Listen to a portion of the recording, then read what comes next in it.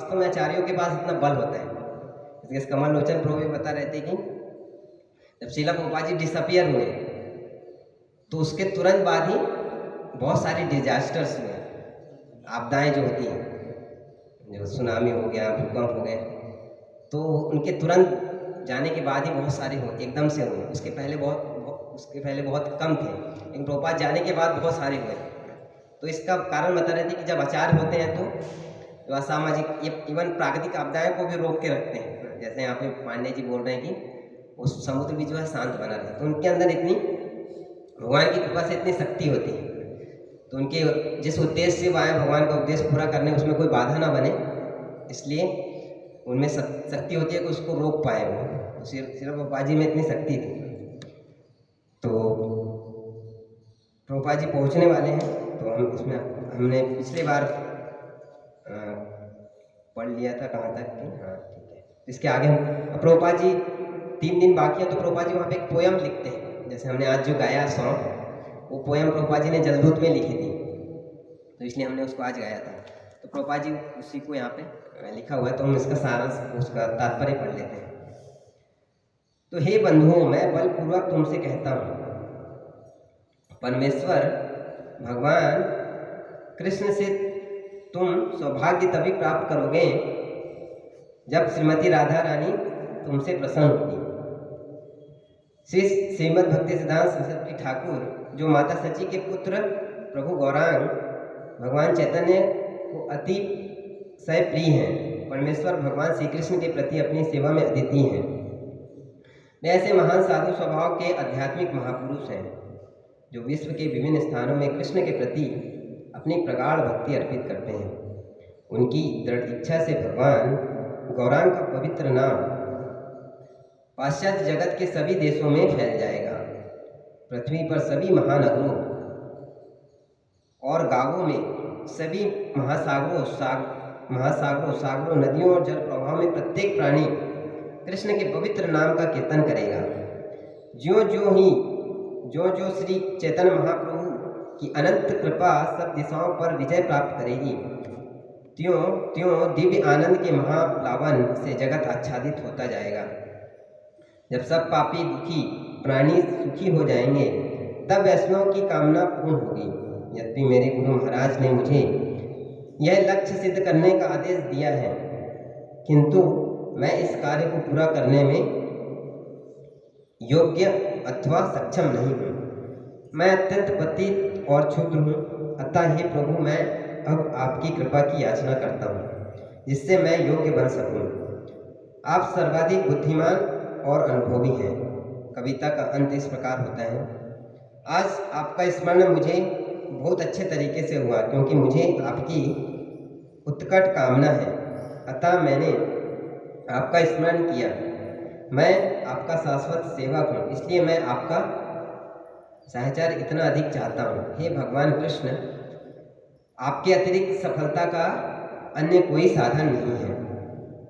तो ये प्रभुपाद जी ने एक प्रकार से, प्रभुपाद जी का ये शरणागति भगवान, क्योंकि अब अकेले हैं प्रभुपाद जी, ऐसा तो नहीं, बहुत सारे भक्तों को लेके जा रहे हैं प्रचार करने के लिए, अकेले जा रहे हैं, तो अकेले कैसे कर पाएंगे, इसलिए पूरी तरीके से आप भगवान के प्रति अपनी शरणागति दिखा रहे हैं कि मैं कैसे कर पाऊंगा। यहाँ पे पाश्चात्य देश में, वहाँ पे तो पाप करने में लोग एक्सपर्ट हैं, तो अपनी दीनता, तो बेसिकली 3 चीज़ें यहाँ पे प्रभुपाद जी की दिखती हैं।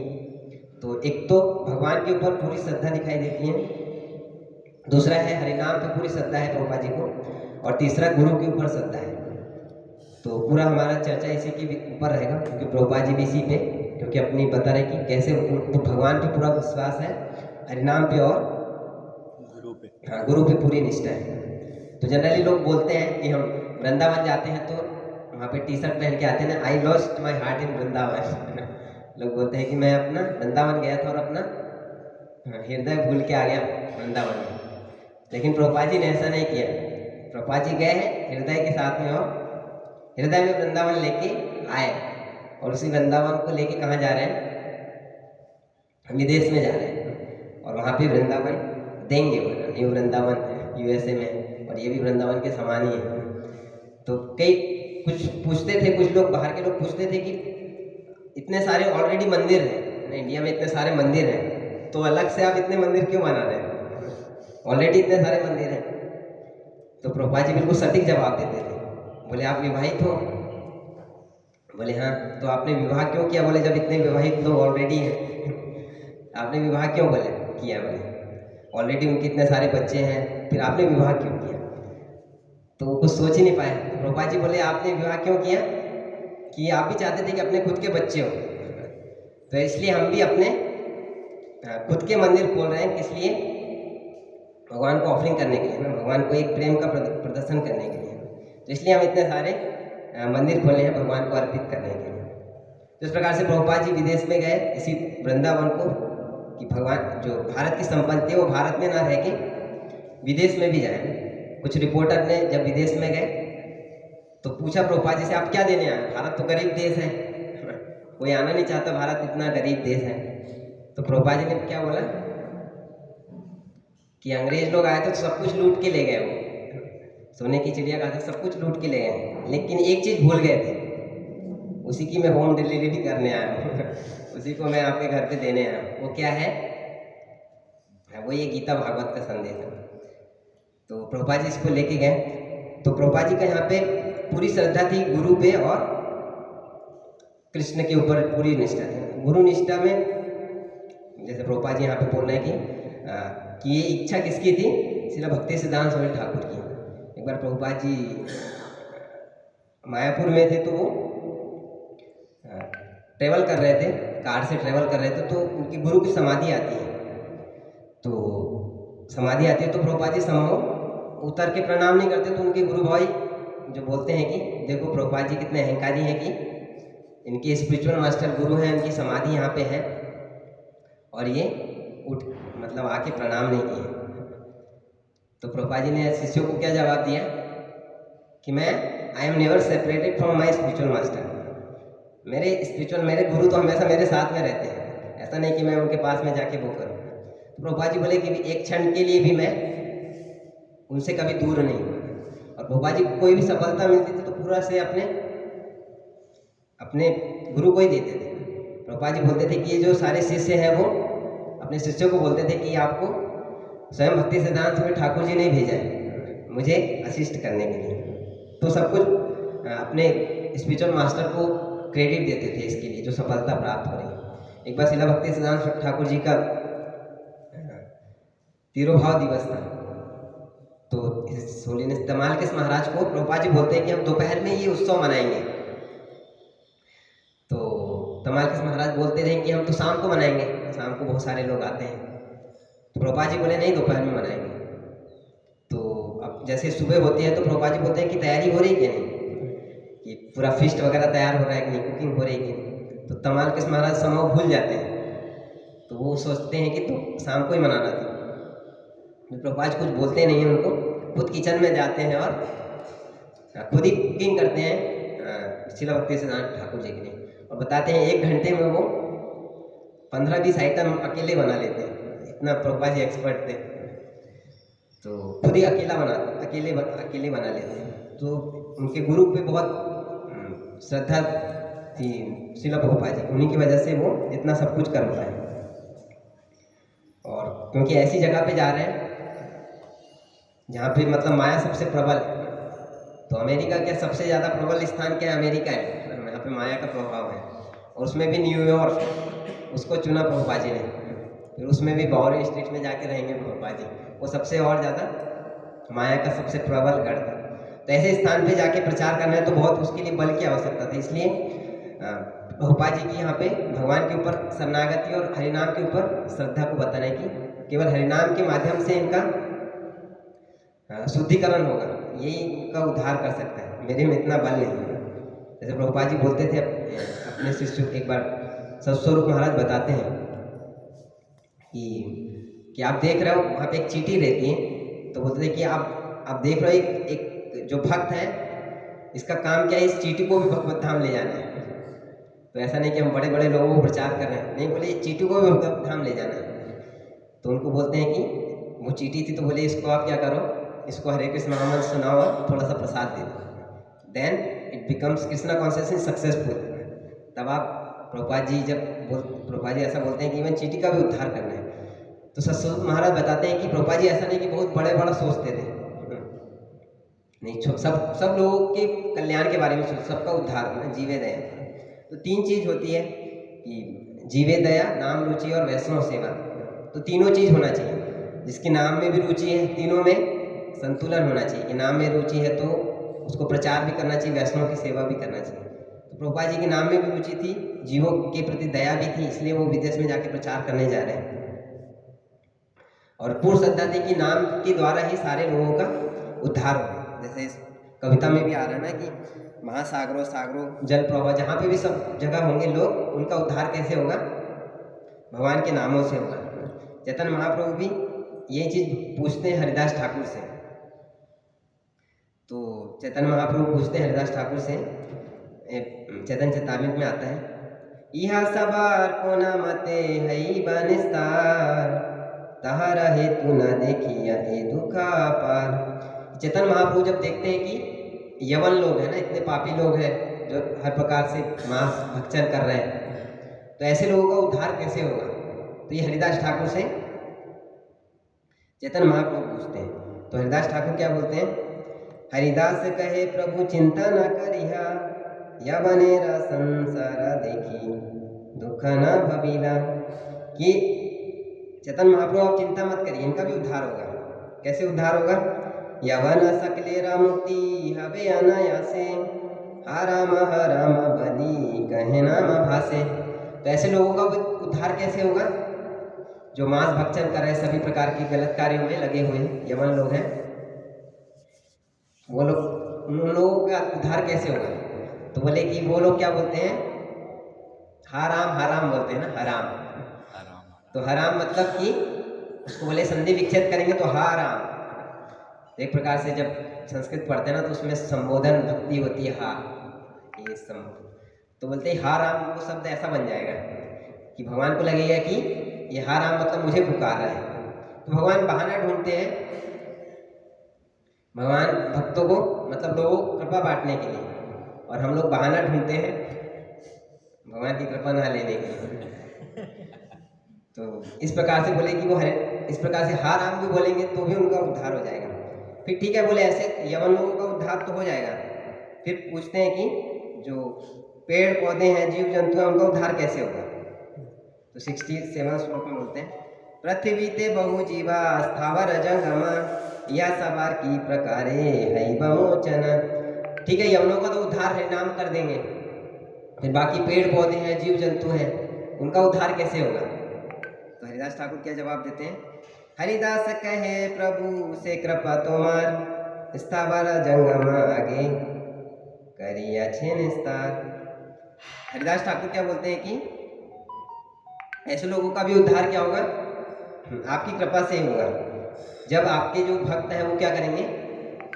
संकीर्तन करेंगे ना, गली गली में जाके, अलग अलग जगह जाके संकीर्तन करेंगे, तो ऐसे लोगों का भी क्या होगा? हरिनाम के द्वारा उद्धार होगा। तो यहाँ पे प्रभुपाद जी की भी ऐसी श्रद्धा थी, किसमें? हरिनाम के ऊपर श्रद्धा थी। तो प्रभुपाद जी गए भी तो पहले प्रचार करके न कृष्ण के बारे में हम लोग तो सुनते हैं, कृष्ण राम के बारे में, वहाँ के लोगों ने तो किसी ने सुना ही था। हमको एक तो बंगाली एक्सटेंट था प्रभुपाद जी का, समझ में आता नहीं था किसी को प्रभुपाद जी बोल क्या रहे हैं। तो इसलिए प्रभुपाद जी वहाँ पे कीर्तन किया करते थे। ये उन्होंने माध्यम बनाया, कीर्तन के माध्यम से लोगों को आकर्षित किया, और उसी से धीरे धीरे लोग शुद्ध हुए। और गिरिराज महाराज भी यही बताते हैं कि संकीर्तन सबसे प्रभावशाली माध्यम है प्रचार करने का, क्योंकि कलयुग का धर्म ही वो है। तो जब वो जुहू मंदिर संभाल रहे थे, तो उस समय जुहू मंदिर संभालना मतलब बहुत बड़ा प्रोजेक्ट था। तो इतने सारे लोगों से उनको, क्योंकि सब विदेशी लोग थे, तो बहुत सहन करना पड़ता था लोगों को। तो वो बताते कि मैंने भी ऐसे ही संभाला था कि सारी समस्याएं लेके बहुत सारे लोग आते थे, तो मैं क्या बोलता था कि हम सोमवार को आना आप लोग, है ना, और संडे को बोले हम लोग क्या करेंगे? संकीर्तन करेंगे सब लोग मिलके। तो सब लोग आते थे, सोमवार से लेके शनिवार तक सब लोग अपनी समस्याएं लेके आते थे, बहुत सारी, नहीं ये समस्या है वो समस्या है। तो वो यही बोलते थे कि सोमवार को आना आप लोग, और लेकिन रविवार को हमने संकीर्तन रखा है, उसमें जरूर आइएगा सब लोग। तो ऐसा बोले, कई सालों तक उन्होंने ऐसे ही किया, और सब लोग संकीर्तन में आते थे और अपनी समस्या ही भूल जाते थे कि हम किस समस्या, कैसी समस्या थी, छोटी मोटी समस्या के लिए हम परेशान हो रहे थे। कभी कभी होता है हम ही खुद समस्या होते हैं, दूसरों को समस्या समझते हैं लेकिन हम ही खुद समस्या होते हैं। तो उसकी वजह से सारा संकीर्तन बोलते इतना शक्तिशाली है कि उससे सारा वो खुद मंदिर इतने समय तक उन्होंने चला लिया था। तो संकीर्तन हरिनाम पे पूरा विश्वास था। यहाँ पे प्रभुपाद जी का भी पूरा विश्वास जो है वो हरिनाम के ऊपर। फिर आगे पढ़ते हैं इसमें कि वैसे ही सीधी तथा तथात्मक शैली में जिसमें उन्होंने तिथि, मौसम और अपने स्वास्थ्य की स्थिति का उल्लेख किया था, अब उन्होंने अपने सखा भगवान कृष्ण पर अपनी असहायता, निर्भरता का और कृष्ण के वियोग के भावोन्माद में अपनी तन्मयता का वर्णन किया। उन्होंने गुरु और शिष्य के बीच के संबंध का वर्णन किया और अपने निजी आध्यात्मिक गुरु श्री श्रीमद भक्ति सिद्धांत सरस्वती की प्रशंसा की, जिनकी दृढ़ इच्छा से भगवान गौरांग का पवित्र नाम पाश्चात्य जगत के सभी देशों में फैल जाएगा। उन्होंने स्पष्ट रूप से कहा कि उनके आध्यात्मिक गुरु ने कृष्ण भावनामृत का विश्वव्यापी प्रचार करने के लिए इस लक्ष्य को पूरा करने का उन्हें आदेश दिया था और अपने आप को इसके अयोग्य पाकर उन्होंने भगवान कृष्ण से शक्ति के लिए प्रार्थना की। अंतिम पदों में भगवान कृष्ण के साथ श्रील प्रभुपाद के प्रत्यक्ष संबंध की अप्रत्याशित विश्वस्त झलक मिलती है। प्रभुपाद ने कृष्ण को अपना प्रिय मित्र कहकर संबोधित किया। तो प्रभुपाद जी अपने एक तो विरह भी भगवान कृष्ण से हो रहे हैं, तो आध्यात्मिक जगत में प्रभुपाद जी और कृष्ण के साथ में जो संबंध है उसको याद कर रहे हैं कि वहाँ पे हम लूटा फूटी मतलब आपके साथ में खेल खेलेंगे। क्योंकि प्रभुपाद जी बताते भी हैं कि कल ही बताए थे कि प्रभुपाद जी थे, अमोघ लेना वो बता रहे थे कि प्रभुपाद जी आध्यात्मिक जगत में थे, तो वो आना नहीं चाहते थे भौतिक जगत में, लेकिन भगवान ने बोला कि आपको यहाँ पे शास्त्र लिखने हैं, ये मेन उद्देश्य है, इसलिए प्रभुपाद जी फिर यहाँ पे आए।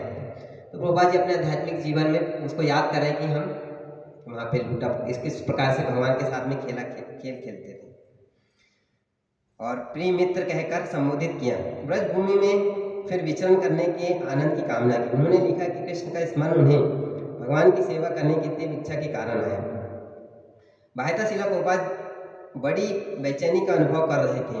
जहाज पर वे 1 महीना बिता चुके थे ना, लगभग 35 दिन तक प्रभुपाद जी जहाज में रहे, तो अभी 32 दिन हो चुके हैं। उन्हें दिल के दौरे भी पड़ चुके थे और बार बार समुद्री बीमारी हो चुकी थी। इसके अतिरिक्त यदि इन कठिनाइयों से वे उबर भी जाए तो भी अमेरिका पहुंचने पर और भी कठिनाइयाँ उनके सामने आएंगी। परंतु अपने आध्यात्मिक गुरु की इच्छा को याद करते हुए, चैतन्य चैतामृत के अध्ययन से शक्ति प्राप्त करते हुए और अपनी प्रार्थना में भगवान कृष्ण के प्रति अपने मन की बात कहते हुए प्रभुपाद अस्वस्थ बने रहे। तो ये इतनी सारी, अभी एक प्रकार से देखें तो प्रभुपाद जी ने बचपन से बहुत सारी कठिनाई का अनुभव किया। जब प्रभुपाद जी गृहस्थ थे तब भी बहुत सारी कठिनाइयाँ उन्होंने झेली। और प्रभुपाद जी बोले कि अब यहाँ पे लिख रहे हैं कि प्रभुपाद जी ऐसा नहीं कि ठीक है, जलदूत में भी बहुत सारी कठिनाइयाँ आई उनको, 2 बार हार्ट अटैक आए, सिकनेस आया और प्रचार यहाँ पे कर रहे थे, दिल्ली में प्रचार कर रहे थे, पहले बहुत सारी कठिनाइयाँ आई। अब इसका मतलब ये नहीं कि अब कठिनाई खत्म हो गई, तो बोले वहाँ पे जाएंगे तो और बड़ी और समस्या आएगी कि ऐसे ऐसे लोगों से मिलना है उनको, कि इनको मतलब उनको पता ही नहीं क्या कल्चर है। जब श्रील प्रभुपाद जी वहाँ पहुँचते हैं तो सबसे पहले यमुना माता जी शेयर करती हैं कि किस प्रकार प्रभुपाद जी हमको झेलते थे कि यमुना माता जी प्रभुपाद जी के वहाँ पहली बार मिलती है तो उस समय दीक्षित तो होती नहीं है, जॉन नाम रहता उनका, तो कुकिंग कर रही होती है अपनी बहन की शादी के लिए। तो उस समय कुकिंग करते करते वो सिगरेट पीती थी। बोले प्रभुपाद जी मैं सिगरेट पी सकती हूँ? तो उस समय कुकिंग करते करते प्रभुपाद जी बोले ठीक है बाहर चले जाओ। फिर हैंड वॉश करके आती हैं, फिर उनको प्यास लग जाती है, फिर पानी पीने चली जाती है। तो इस प्रकार से बार बार वो आते जाते रहते हैं, वॉशरूम चली जाती है, कहीं चली जाती है। प्रभुपाद जी उनको करेक्ट करते हैं कि जब आप भगवान की सेवा कर रहे हो तो आपको सेल्फ कॉन्शियस नहीं होना है कि अपने बारे में आप सोच रहे हो, ये नहीं भूख लग गई, प्यास लग गई, उस समय आपको उसी चीज़ में एब्जॉर्ब होना है किसके लिए कर रहे हो। तो ऐसे जब श्याम सुंदर प्रभु थे, ऐसे लोगों को प्रभुपाद जी टॉलरेट करते थे ना।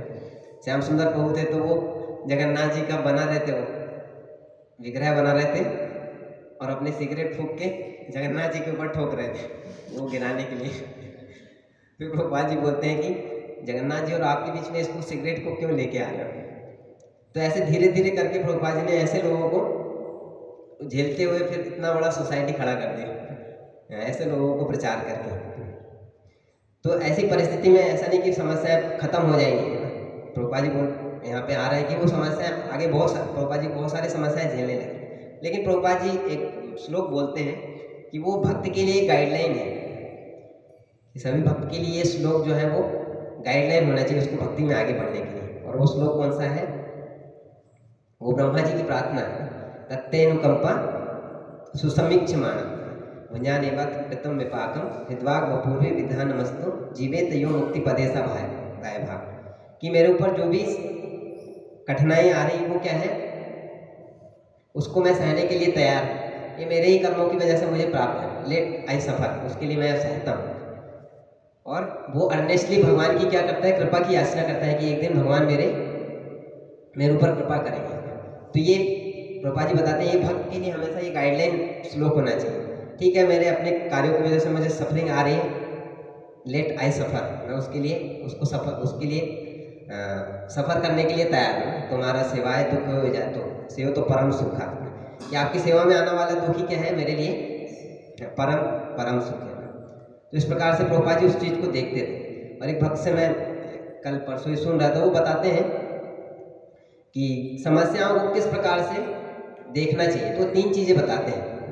तो पहला चीज़ वो भगवत गीता से ही बताते हैं कि पहला चीज़ इस भ्रम में ना रहे कि समस्याएं नहीं आएगी, या भौतिक संसार में हो तो इस भ्रम में ना रहे कि समस्याएं नहीं आएंगी। वो आप पे सफरिंग विल कम, वो आप पे निर्भर है कि आप उसमें सफ़र करना चाहते हो या नहीं। सफरिंग तो आएंगे, अगर सफ़र करना है या नहीं करना है वो आपके ऊपर निर्भर है। तो ये भ्रम में नहीं रहना चाहिए कि समस्याएं कष्ट नहीं आएंगे, क्योंकि गीता में भगवान बोलते हैं क्या है, दुखालयम है अशाश्वतम है, दुख तो आएंगे। और जन्म मृत्यु जरा व्याधि दुख दोषानुदर्शनम, 2 जगह श्लोक में बोलते हैं गीता में। भागवतम में बोलते हैं पदम पदम यद युद्धम। तो ये ना सोचे कि इस भ्रम में ना रहे कि संसार में दुख नहीं आएगा, कष्ट नहीं आएगा। तो इस मेंटालिटी को त्यागना है आपको, पहला चीज़। और इसके लिए क्या करना पड़ेगा, तो गीता में भगवान क्या बोलते हैं कि मात्र वस्तु कौनते हैं। जैसे अभी ठंड आ रही तो सब लोग क्या करते हैं, उसके लिए तैयारी करते हैं ना, सब लोग अपने रजाई निकाल लेते हैं, कंबल निकालते हैं, स्वेटर निकाल लेते हैं, तो उससे बचने के लिए। तो इसलिए वो भगवान गीता में यही श्लोक बोलते हैं अर्जुन को कि उसलिए आपको पहले से तैयार होना है। पहले तो ये मान लो कि समस्याएं कष्ट तो आएंगे, इसलिए पहले से मेंटली प्रिपेयर रहो कि मात्र वस्तु कौनते हैं शीतोष्ण सुख दुखदा, ये तो आएंगे, इसको आपको क्या करना है, सहन करना है, उसके लिए पहले से ही प्रिपेयर होना है। तो पहला चीज़ ये है कि इस भ्रम में ना रहे कि कष्ट नहीं आएंगे। फिर दूसरा बताते हैं कि समस्याएं आती हैं, इस मेंटालिटी में ना रहे कि हर बुरी चीज़ बुरी होती है, कि इस मेंटालिटी को त्यागना कि हर बुरी चीज़ बुरी होती है। तो उसमें बताते हैं कि कभी कुछ बुरी चीज़ होती है उसके पीछे भी कुछ उसको देखना चाहिए कि इसके पीछे क्या अच्छा हुआ है। जैसे अभी कोरोना आया था तो उसमें ठीक है बहुत सारी समस्याएं भी आई, परंतु उसमें देखना चाहिए कि क्या अच्छा हुआ। भक्तों को ज़्यादा पढ़ने का मौका मिल गया, साधु संग करने का मौका मिल गया, तो ठीक है समस्याएं आती हैं, उसमें देखना चाहिए कि क्या अच्छा हुआ। प्रभुपाद जी के साथ में भी हुआ कि वो बहुत सारे उन्होंने जैसे लीग ऑफ डिवोटीज बनाया था। तो लीग ऑफ डिवोटीज जो एक संस्था बनाई थी वो फेल कर गई, काम नहीं करी। लेकिन उसको सीख के प्रभुपाद जी ने क्या किया, पूरा इस्कॉन कैसे नहीं बनाना ये भी सीखा। तो उससे भी व्यक्ति को सीखना है। हो सकता है कि उसके लिए धैर्य की आवश्यकता होती है, हमको दिखाई नहीं देती इससे क्या अच्छा हो सकता है, लेकिन फ्यूचर में इससे कुछ और अच्छा हो सकता है। और तीसरा चीज़ है कि जैसे प्रभुपाद जी को इस्कॉन बनाने में कितने 45 साल लग गए। 1922 में इंस्ट्रक्शन मिली थी प्रभुपाद जी को, तो कब जाके फलीभूत हुई 1965 में। तो 45 ईयर्स एक प्रकार से देखा जाए तो बहुत प्रयास करते रहे, उसमें सफलता प्राप्त नहीं हुई। तो उसके लिए पेशेंस की भी आवश्यकता होती है। तो 2 चीज़ ये है कि दूसरी चीज़ बताते हैं कि हर चीज़ बुरी नहीं होती, उसके पीछे कुछ ना कुछ उसको अच्छा देखना चाहिए, क्या अच्छा हो सकता है इसमें। फिर तीसरा चीज़ बताते हैं कि इस मेंटालिटी को त्यागना कि जो समस्याएं हैं ये इनसरमाउंटेबल है, कि इसको कोई पार नहीं पा सकता। इस मेंटालिटी को त्यागना कि हमको भगवान को जाके नहीं बोलना चाहिए कि हमारी समस्याएं बहुत बड़ी हैं, समस्याओं को बोलना चाहिए कि हमारे कृष्ण बहुत बड़े हैं, ये उल्टा बोलना चाहिए। तो ये समस्याएं इनसरमाउंटेबल है, बहुत बड़ी हैं, ये नहीं सोचना चाहिए। तो इसलिए भगवान गीता में इस श्लोक भी बोलते हैं कि मत चित्ता सर्व दुर्गानी मत प्रसादा तरिष्यति। सर्व दुर्गानी मतलब सारे कष्टों को कौन पार कर जाएगा? मत चित्ता सर्व दुर्गानी, सारे कष्टों को कौन पार कर जाएगा? मत प्रसाद तरिष्यति, केवल मेरे प्रसाद में, मेरी कृपा से वो इन सारे कठिनाइयों को पार कर लेगा। तो इस प्रकार से तीन चीज़ें वो प्रभुपाद जी के जीवन में भी देखते हैं। वो प्रभुपाद जी को पूरा भगवान पे भरोसा था, इसलिए वो सारे इन समस्याओं को पार कर गए। फिर थोड़ा आगे पढ़ते हैं। कलकत्ता से 35 दिन की यात्रा के बाद जलदूत 17 सितंबर 1965 को 5:30 बजे प्रातः बोस्टन स्थित कॉमनवेल्थ घाट पर पहुंचा। जहाज को न्यूयॉर्क शहर के लिए प्रस्थान करने के पूर्व बोस्टन में थोड़ी देर रुकना था। अमेरिका में प्रभुपाद ने जो वस्तुएं सर्वप्रथम देखी उनमें बंदरगाह के एक माल गोदाम के अग्रभाग पर अंकित A&P अक्षर थे। सागर तल पर फैल रहे प्रातःकाल के धुंधले प्रकाश में बंदरगाह में खड़े जहाज, झींगा मछलियों के रैक, सलेटी रंग की बड़ी इमारतें और दूरी पर ऊपर उठती बोस्टन की क्षितिज रेखा दिखाई देने लगी। प्रभुपाद को बोस्टन में संयुक्त राज्य के अप्रवासी तथा सीमा शुल्क की औपचारिकता से गुजरना पड़ा। उनके अनुमति पत्र के अनुसार वे 3 महीने तक रुक सकते थे और अधिकारी ने उस पर उनके संभावित प्रस्थान की तिथि की मुहर लगा दी थी। कप्तान पांड्या ने प्रभुपाद को बोस्टन में, जहां वे कुछ खरीदारी करना चाहते थे, परिभ्रमण के लिए आमंत्रित किया। वे एक पुलिया पार करके एक व्यस्त व्यावसायिक क्षेत्र में गए जो प्राचीन गिरजाघरों, गोदामों, कार्यालयों, शराब घरों, भड़कीली किताबों की दुकानों, रात्रि क्लबों और खान-पान होटलों से भरा था।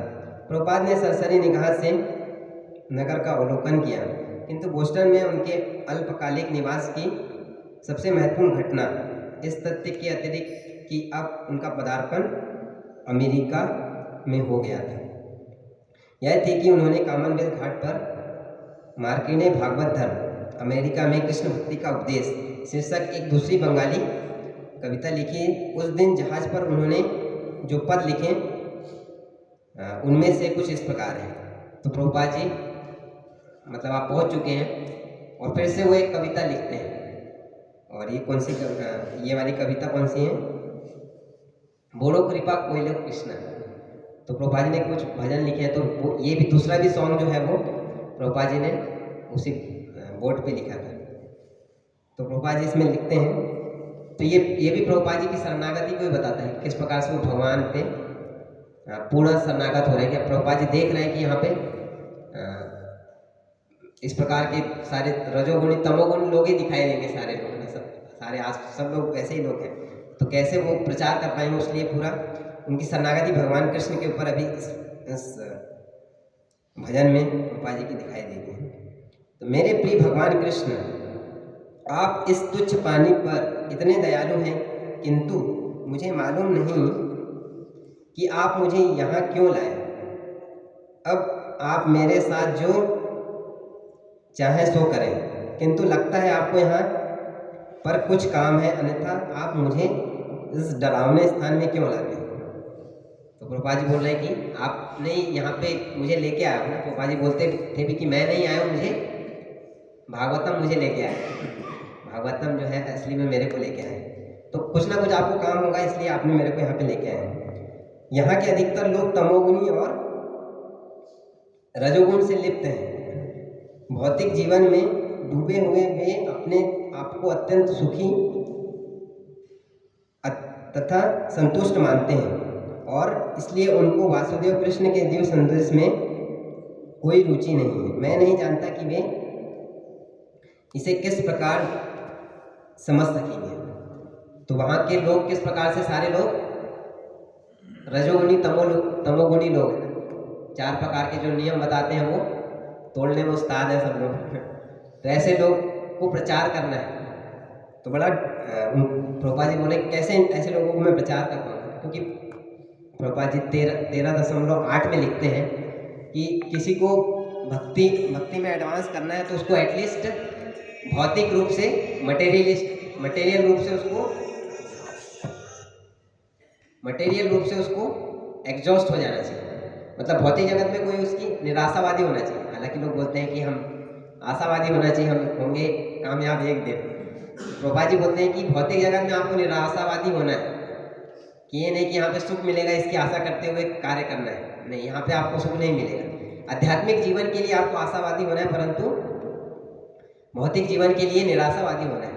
तो ऐसा ही व्यक्ति जो है वो आध्यात्मिक जीवन में प्रगति कर सकता है। लेकिन वहाँ के लोगों को तो ऐसा कुछ पता ही नहीं था कि इंद्रियों को कैसे तृप्त करना है। वो तो पुनः चरवनाना, बार बार एक ही चीज़ को चिंगम की तरह चबाने का प्रयास कर रहे हैं कि फिर से इसमें थोड़ा सा मिठास मिल जाए। बार उसी को चूसते हैं। तो उनको पता नहीं कि असली इंद्र तृप्ति कृष्ण भक्ति में है। कृष्ण भक्ति इज रियल सेंस ग्रेटिफिकेशन। असली इंद्रियों की तृप्ति हम कृष्ण भक्ति में ही कर सकते हैं। यहाँ पे ही इंद्रियां जो है वो तृप्त हो सकती पूरी तरीके से। तो ऐसे लोगों को पता ही नहीं था यहाँ भक्ति के बारे में। तो ऐसे लोगों को प्रचार करना है, इसलिए प्रभुपाद जी कैसे कर पाएंगे, इसलिए पूरा शरणागति भगवान को बता रहे हैं कि मैं ऐसा कैसे कर पाऊँगा। किंतु मैं जानता हूँ कि आपके हेतु की कृपा से सब कुछ संभव है, क्योंकि आप परम कुशल योगी हैं। तो आप कर पाएंगे, मुझे आपको पूरा भरोसा है। भला ये लोग भक्ति रस को कैसे समझ पाएंगे? हे प्रभु, मैं केवल आपकी कृपा की याचना करता हूँ, जिससे आपके संदेश के प्रति मैं उन्हें आश्वस्त कर सकूं। आपकी इच्छा से सारे जीव माया के बस में हैं, अतः आप चाहें तो आपकी इच्छा से वे माया के चंगुल से भी छूट सकते हैं। मेरी कामना है कि आप उनका उद्धार करें। अतः यदि आप उनका उद्धार करना चाहें तभी वे आपके संदेश को समझ सकेंगे। मैं उन्हें कृष्ण भावनामृत का संदेश कैसे समझा सकूंगा? मैं अत्यंत अभागा, अयोग्य तथा अत्यंत पतित हूँ। इसलिए मैं आपके आशीर्वाद की याचना करता हूँ, जिससे मैं उन्हें आश्वस्त कर सकूं, क्योंकि अपने आप में मैं ऐसा करने में असक्षम हूँ। हे प्रभु, अपने विषय में बताने के लिए आप मुझे यहाँ किसी न किसी तरह लाए हैं। हे मेरे प्रभु, अब यह आपके हाथ में है कि आप मुझे सफल बनाए या असफल होने दें। हे समस्त विश्व के आध्यात्मिक स्वामी, मैं आपके संदेश को केवल दोहरा सकता हूँ। अतः यदि आप चाहें तो मेरी वाणी की शक्ति आप उनके लिए सुबोध बना सकते हैं। आपके हेतु की कृपा से ही मेरे शब्द विमल बनेंगे। मेरा विश्वास है कि जब यह दिव्य संदेश उनके हृदय में प्रविष्ट होगा, तब वे निश्चय ही प्रसन्नता का अनुभव करेंगे और जीवन के समस्त दुखों से मुक्त हो जाएंगे। हे प्रभु, मैं आपके हाथों की कठपुतली हूँ, अतः यदि आप मुझे यहाँ नचाने के लिए लाए हैं तो मुझे जितना चाहे नचाइए। मुझ में न भक्ति है न ज्ञान है, किंतु मुझे कृष्ण के पवित्र नाम में प्रगाढ़ श्रद्धा है। मुझे भक्ति वेदांत की उपाधि दी गई है, और अब यदि आप चाहें तो भक्ति वेदांत के वास्तविक तात्पर्य को सार्थक बनाएं। तो इस प्रकार से प्रभुपाद जी की ये कविता है वो पूरी होती है। तो इसमें प्रभुपाद जी की पूरी शरणागति दिखाई देती है। तो शरणागति जो कृष्ण भावनामृत में शरणागति जो है फर्स्ट स्टेप है। शरणागति इज फर्स्ट स्टेप है भगवान की भक्ति करने के लिए। उसी के बाद जो है भक्ति स्टार्ट होती है। जैसे तद विधि प्रणिपाते न बोलते हैं, हम श्लोक बोलते हैं, परिप्रश्ने न सेवया, कि पहले शरणागत होना है, उसके बाद में जिज्ञासा करनी है, फिर सेवा करनी है। तो शरणागति पहला स्टेप है। और प्रभुपाद जी ये अपनी शरणागति शो करें कि मेरे में उतना ताकत नहीं है, मैं एक पपेट के समान हूँ, जो आप जैसा चाहें वैसा मेरे को नचा सकते हैं। तो शरणागति के 6 लक्षण बताए जाते हैं कि रूप गोस्वामी जी बताते हैं कि 6 लक्षण होते हैं कि अनुकूला संकल्प प्रतिकूला वर्जनम रक्षिष्यति इति विश्वासो वो तृप्ते वर्णम तथा। तो ये 6 लक्षण है कि अनुकूल चीज़ों को स्वीकार करना, प्रतिकूल को अस्वीकार करना, और सबसे महत्वपूर्ण है कि ये पूर्ण विश्वास होना कि भगवान मेरी रक्षा करेंगे और मेरा पालन करेंगे। तो ये भगवान के ऊपर पूरा विश्वास होना। जब प्रभुपाद जी विदेश में थे तो उस समय जैसे मंदिर चलाने के लिए बहुत सारे धन की भी आवश्यकता होती, तो वो भक्त लोग संकीर्तन करते थे। तमालकिस महाराज बताते हैं कि हम संकीर्तन में गए थे तो उस दिन हमको बहुत सारा डोनेशन प्राप्त हुआ, तो बहुत खुश होते हैं। प्रभुपाद जी को सुनाते हैं कि हमको आज बहुत सारा कलेक्शन प्राप्त हुआ, बहुत सारा दान प्राप्त हुआ। तो प्रभुपाद जी क्या जवाब देते हैं? प्रभुपाद जी बोलते हैं कि अब धन के पीछे मत भागो, कृष्णा अगर चाहेंगे तो आपको पूरा यूएसए पूरा ब्रह्मांड दे देंगे, मगर वो निर्भर करता है आप उसके बाद उसको करोगे क्या। तो इसकी चिंता मत करो कि लक्ष्मी नहीं आएगी, हम भगवान की सेवा करें तो वो तो आएगा ही। मेरे पास 40 रुपये थे, 40 रुपये से करोड़ों की संपत्ति बन गई है, तो वो ज़्यादा इम्पोर्टेंट नहीं है, उसके बाद आप क्या करते हो वो इम्पोर्टेंट है। तो ये भक्त को विश्वास होता है कि भगवान उसकी रक्षा और उसको मेंटेन करेंगे। एक बार लंदन में जो राधा लंदनेश्वर डीटीज हैं, तो प्रभुपाद जी ने बोला कि यहाँ पे उस समय सेंटर ही था, तो वहाँ पे विग्रह नहीं थे। प्रभुपाद जी बोले हम विग्रह की स्थापना करेंगे, और उस समय कोई विग्रह नहीं थी। अब इंडिया से बुलाने में बहुत समय लग जाएगा और पहले ऑर्डर भी देना पड़ेगा। तो प्रभुपाद जी बोले हम डीटी इंस्टॉल करेंगे, डेट भी फिक्स कर दी, और किसी को पता ही नहीं कि कैसे विग्रह आएंगे। तो सब लोग भक्त लोग परेशान हो रहे हैं कि अब इंडिया से बुला नहीं सकते, कोई ऑर्डर तो दिया नहीं है। तो सब लोग परेशान हो रहे हैं। प्रभुपाद जी बोले आ जाएगी, आप चिंता मत करो। उनको प्रभुपाद जी को पूरा विश्वास था भगवान के ऊपर। तो फिर कुछ समय बाद क्या होता है, सब लोग परेशान हो रहे हैं, तो जानकी माता के पास एक कॉल आता है कि एक व्यक्ति बोलते हैं कि उनके पास कुछ विग्रह है, राधा कृष्ण के डीटी है, समाओं को उसकी सेवा नहीं कर रहे हैं। कोई व्यक्ति थे उनके पास में रखे हुए थे वहाँ पे विदेश में, लंदन में। तो आप मुझसे ये ले सकते, मतलब मेरे पास में आप खरीदना चाहें तो आप आके ले सकते हैं। तो जानकी माता सब भक्त लोग चले जाते हैं, देख लेते हैं, तो उनको पसंद आ जाती है, प्रभुपाद जी को लेके जाते हैं। तो प्रभुपाद जी उनसे ये बातें नहीं करते कि उनको सब इधर उधर की बातें कर रहे हैं, इधर उधर की बातें करते हैं कि आपका व्यवसाय कैसे चल रहा है, घर के बच्चे कैसे हैं, इधर उधर की बातें। ऐसा उनको ऐसा रियलाइज़ कराते हैं कि इनको विग्रह से कोई मतलब ही नहीं है। फिर अंत में वो पूछ लेते हैं कि हमारे पास विग्रह भी है। तो ठीक है प्रभुपाद जी, ठीक है उसको भी देख लेते हैं। फिर प्रभुपाद जी जाते हैं और विग्रह को देखते हैं और ऐसे उनसे बात करते हैं, और तमालकिस महाराज को बोलते हैं कि देखो ये ज़्यादा हैवी तो नहीं, भारी तो नहीं है। तमालकिस महाराज बोलते हैं ये तो हल्के हैं, और 2 भक्त जो है वो विग्रह को उठा के गाड़ी में लोड कर देते हैं।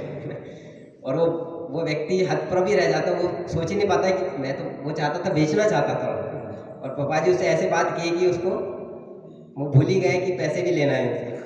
तो फिर प्रभुपाद जी बोले कि ठीक है हम उसको प्रभुपाद जी ऐसा बोल रहे थे, ऐसा लग रहा है कि प्रभुपाद जी उनके ऊपर उपकार कर रहे हैं उनके विग्रह लेके, और प्रभुपाद जी लेते हैं और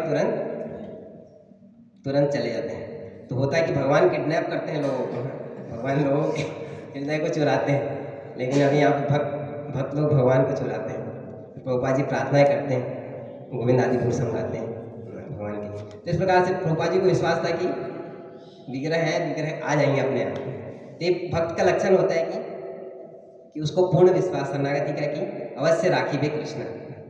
और भगवत गीता में भी, गीता में 18वें अध्याय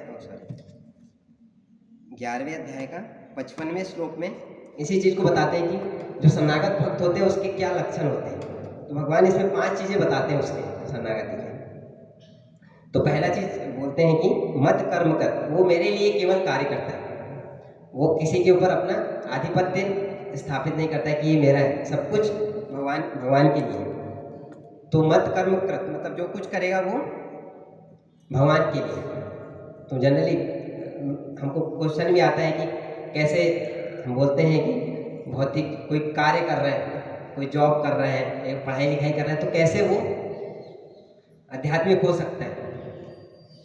तो वो भी आध्यात्मिक बन सकता है। जैसे अर्जुन थे, वो भी युद्ध कर रहे थे, तो देखा जाए तो युद्ध क्या है, वो भी भौतिक चीज़ है, युद्ध कोई अच्छी चीज़ है, लेकिन वो भगवान के लिए कर रहे थे, तो इसलिए वो भी क्या बन गया, वो भी आध्यात्मिक बन गया।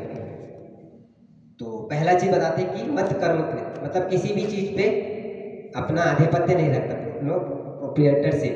जैसे जिन्होंने गोपाल गोस्वामी महाराज के लिए प्रभुपाद जी बोला करते थे कि ये क्या है, असली सन्यासी, हालांकि जॉब करते हैं लेकिन उस पर अपना अधिकार नहीं रखते, सब कुछ प्रभुपाद जी को लाके दे देते थे और फिर प्रभुपाद जी से वापस लेते थे घर चलाने के लिए। तो बोलते कि ये असली सन्यासी है। तो इस प्रकार से वो सब कुछ भगवान को अर्पित करता है। दूसरा चीज बताते हैं कि मत परमा, कि वो उनकी एकमात्र शरण कौन होते हैं, केवल भगवान ही होते हैं। वो और किसी के शरण में जाना पसंद नहीं करता, कि उसके जीवन में हर कारण हो सकते हैं भक्ति छोड़ने के, फिर भी वो भगवान की भक्ति छोड़ता नहीं है, भगवान कृष्ण की भक्ति नहीं छोड़ता। इस प्रकार से तीसरा बताते हैं कि वो मेरी भक्ति करता है। चौथा है मत संग, मतलब किसी भौतिकवादी का संग नहीं लेता, वो उसको अपना संग देता है, जैसे प्रभुपाद जी के दूसरों को अपना संग देने की। और पांचवा सबसे इंपॉर्टेंट चीज है कि वो निर्वैर, मतलब उसके हृदय में कंपेशन होता है, दया होती है दूसरों का उद्धार करने के लिए। वो देखता है कि जैसे विदेश में प्रभुपाद जी गए तो उनको देख के वहाँ पे दया आई, कितने सारे लोग इतने इंद्र तृप्ति में लगे हुए हैं, इनको पता ही नहीं कि असली आनंद कैसे प्राप्त हुआ। तो पांचवा की निर्वैर, उनके हृदय में कंपेशन, दया होता है जब वो देखते हैं कि ये लोग जो है इतने इंद्र तृप्ति के कार्यों में लगे हुए हैं। तो इस प्रकार से एक शरणागत भक्त के लक्षण बताते हैं। और प्रभुपाद जी को इसमें, जैसे हमने पीछे पढ़ा था कि प्रभुपाद जी को पूर्ण विश्वास था अपने ग्रंथ पे, कि इनकी शक्ति से ही, प्रभुपाद जी लिख रहे थे पीछे की, जो चैतन्य चैतामृत है, इसकी शक्ति से मैं इससे प्रचार कर पाऊँ। उनको पूरा भरोसा था कि जो चैतन्य चैतामृत है इससे मुझे बल प्राप्त हो रहा है। जब प्रभुपाद जी ने भागवतम लिखने के पहले चैतन्य चैतामृत को कंप्लीट किया था, भागवतम का ट्रांसलेशन रोक के चैतन्य चैतामृत पे ट्रांसलेशन किया। तो प्रभुपाद जी को भी विश्वास था कि जो ग्रंथ है, भागवतम है, श्रीमद् भागवतम है, चैतन्य चैतामृत है, इनमें इतनी शक्ति है कि इसके द्वारा सब लोगों का उद्धार हो जाएगा। प्रभुपाद जी बोलते थे भी कि ये हमारे ग्रंथ जो है वो एक भक्त को कैसे पढ़ना चाहिए, एक लॉयर की तरह। जैसे लॉयर होता है ना, सारा चीज़ पढ़ के जाता है कि सब लोगों को डिफीट कर देना। जैसे अभी बुक डिस्ट्रीब्यूशन आ रहा है तो उसमें बहुत सारे क्वेश्चंस लोग पूछते भी हैं, तो प्रभुपाद जी बताते हैं कि अपने शास्त्रों को ऐसा पढ़ना चाहिए जैसे लॉयर पढ़ के जाता है। और प्रभुपाद जी बोलते हैं कि मैंने ये बुक्स किसके लिए लिखी है, मेन चीज़ है मैंने अपने भक्तों के लिए लिखी है, कि उनको कन्विंस करने के लिए जीवन का उद्देश्य टू चैंट हरे कृष्णा। भागवतम की 1.5.11 में भी श्लोक आता है कि यस तत्वाग विसर्गो जनताग विप्लवो यस्मिन प्रति श्लोकम अपद्य।